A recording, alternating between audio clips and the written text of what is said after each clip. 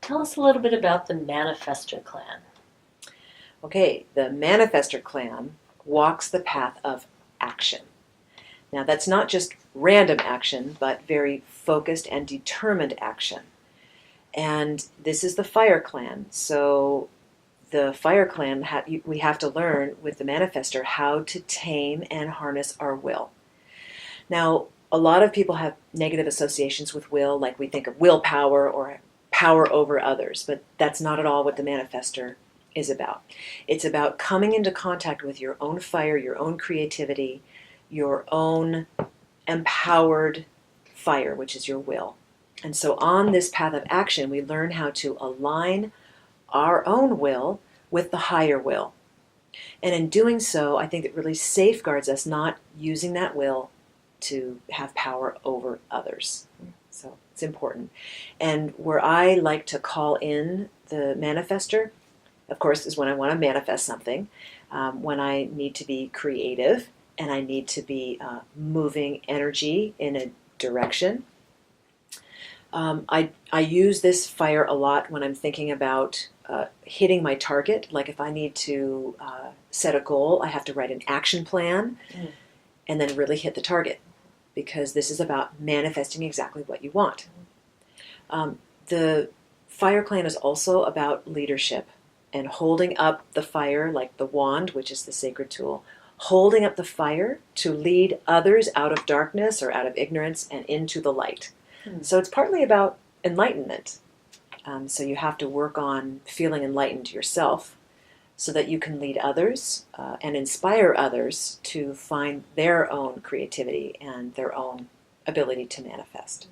So this is the fire of creativity. It's the fire of creativity.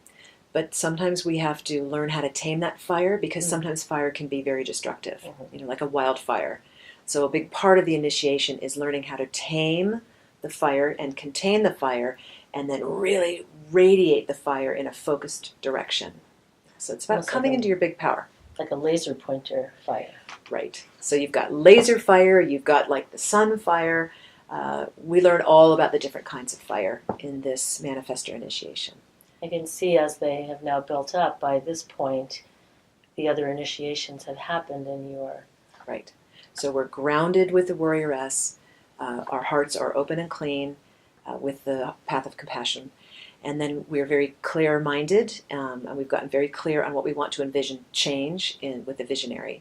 And then now we get to manifest. And manifest with direct, empowered action. I just love the Manifestor clan, because it's about manifesting what's necessary in the village of women. So it's not about selfish manifestation, like I want a new car. No, we're not talking about that kind of manifesting.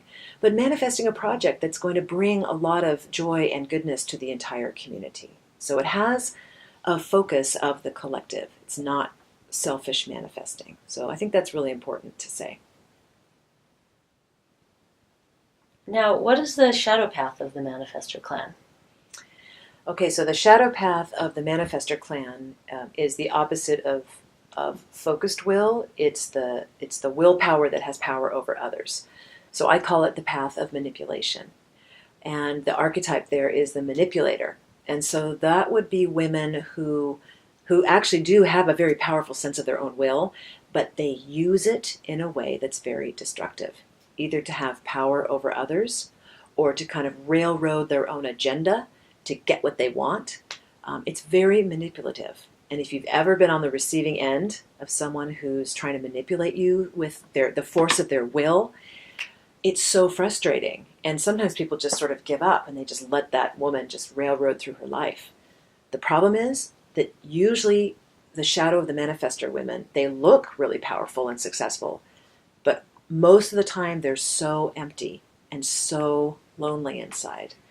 Now, we kind of get snowed by people like that because they look really powerful, but in fact, they're usually grieved or bereft or lonely and isolated inside.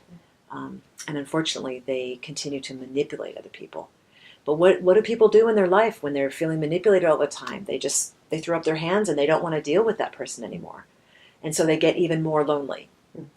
right? So in our culture, we kind of reward people who are women who are very successful, but actually, are they really successful?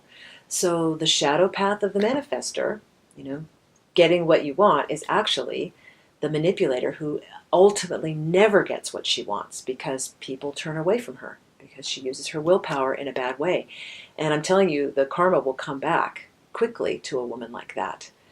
So it's really important to catch yourself when you're manipulating to get what you want and to get back aligned with your own will so that you can really manifest what's going to be good in the long run.